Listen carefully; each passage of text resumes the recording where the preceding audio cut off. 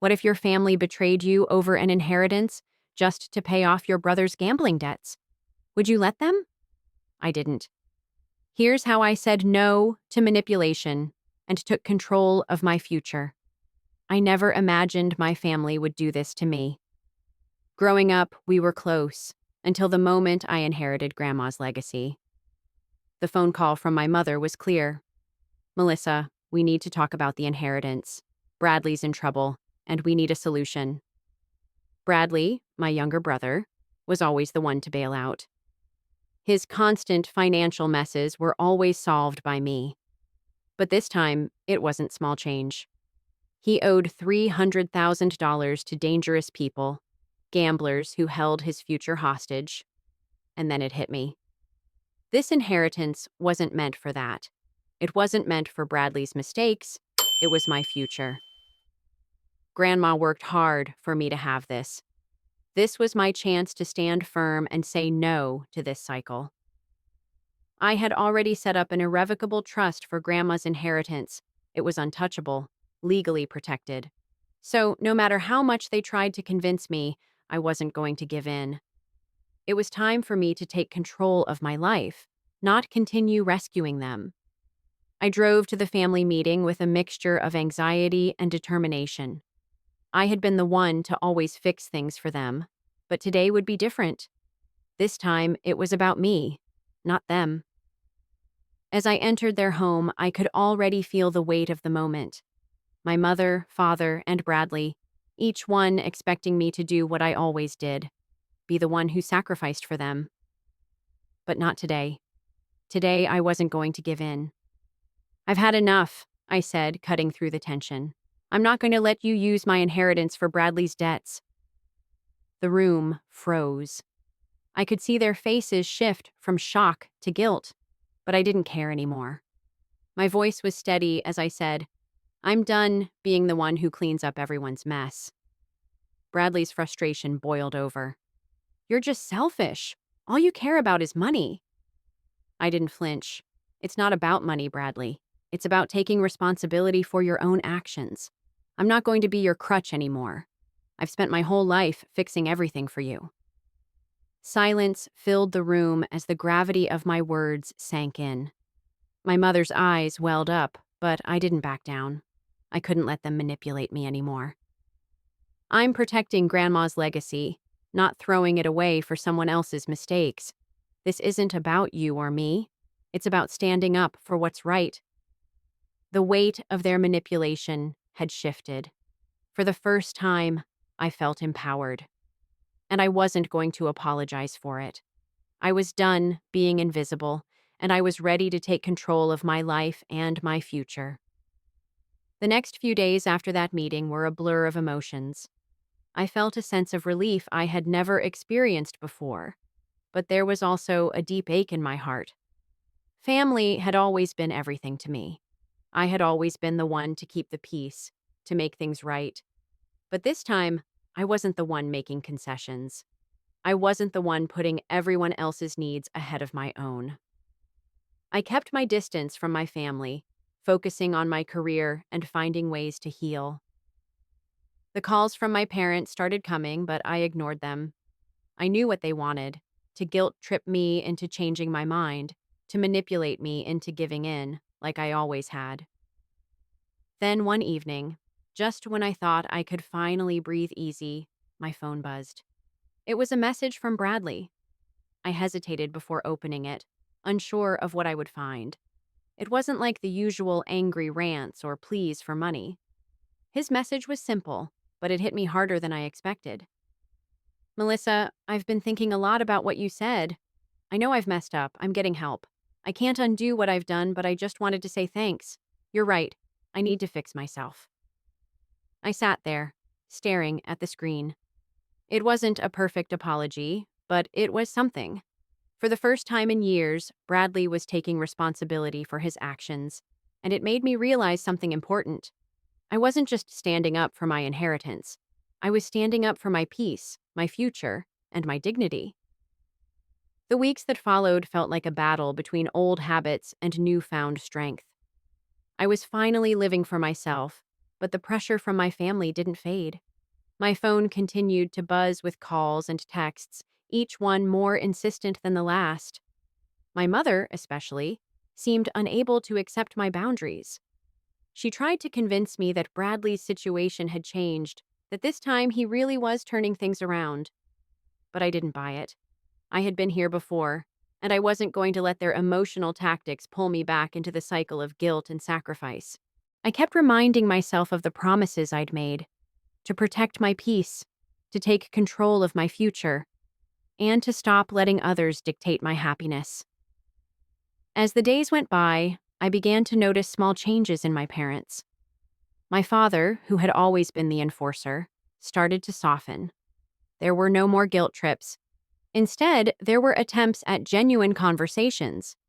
It wasn't perfect, but it was progress. I wasn't waiting for an apology anymore. I was focused on rebuilding my own life. Then, one day, as I sat in my office, I got a message from Bradley again. It wasn't long, but it was clear. He said, "I'm in therapy. I'm taking responsibility for my mistakes. Thank you for not giving up on me." I stared at the text, feeling a surge of hope. Maybe this time things really would be different. And even if they weren't, I knew one thing for sure. I wasn't going to let anyone control my happiness again. As the months passed, I started to see real changes, not just in Bradley, but in my entire family. It wasn't a quick transformation, but it was progress. Bradley, for the first time in his life, seemed genuinely focused on his recovery. He showed up for therapy, kept a steady job, and made the effort to repair the relationships he had broken. My parents, too, began to understand the consequences of their actions. They started to take responsibility for enabling Bradley's behavior, even though it had been hard for them to admit. But even with all this progress, I still found myself grappling with doubt. Was this the change I had been waiting for? Or was it just another phase? I had spent so much of my life waiting for things to get better, always giving second chances, always hoping things would finally click. But now I was doing something I'd never done before. I was watching from a distance, letting them take the lead in their own healing. It was freeing, but also terrifying. It wasn't easy. There were still moments when my mother would try to pull me back in, when she'd remind me of the sacrifices I had made for the family. But I stood firm. I had learned the hard way that I couldn't be their emotional crutch anymore. One evening, after a long day at work, I received a message from my father. It was simple, but it meant more to me than any apology ever could. "I'm proud of you, Melissa. You've changed, and I see it. Don't lose that." I sat there, stunned by his words. For the first time, I didn't feel the weight of his expectations pushing me down. I had found my own strength. As time went on, I felt more at peace with my decision. I no longer feared the inevitable emotional manipulation from my family, and I certainly didn't feel the need to fix everyone's problems anymore. For the first time, I was living for me. The peace I had fought for was now mine to protect. However, as much as I had started to embrace my new life, there were still moments that tested my resolve. One day, after a few weeks of quiet, I received a call from my mother. Her voice, tinged with guilt and concern, cracked through the phone line. "Melissa, we need to talk about Bradley again." For a second, my heart skipped. Was this another attempt to drag me back into the chaos? Was this their way of wearing me down again? I felt that familiar pressure building in my chest, the weight of responsibility I'd carried for so long. But this time, something inside me snapped. I couldn't do it. I wouldn't let them do it to me again. "Mom, I've already made my decision," I said firmly. "Bradley's recovery is his responsibility. I am not going to sacrifice my peace for him anymore. I'm done being the one to clean up the mess. It's his turn to face the consequences, and you need to let him."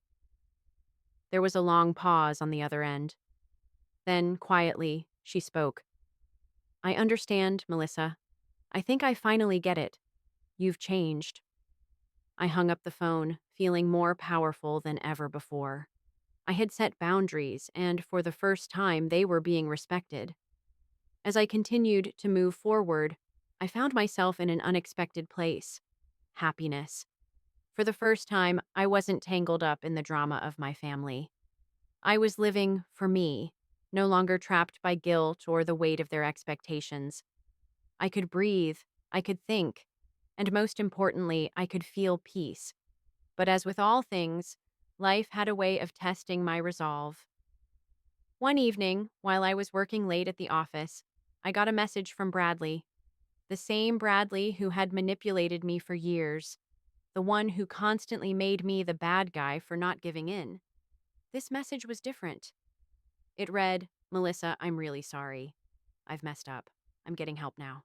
I'm trying to change." I stared at the words for a long time.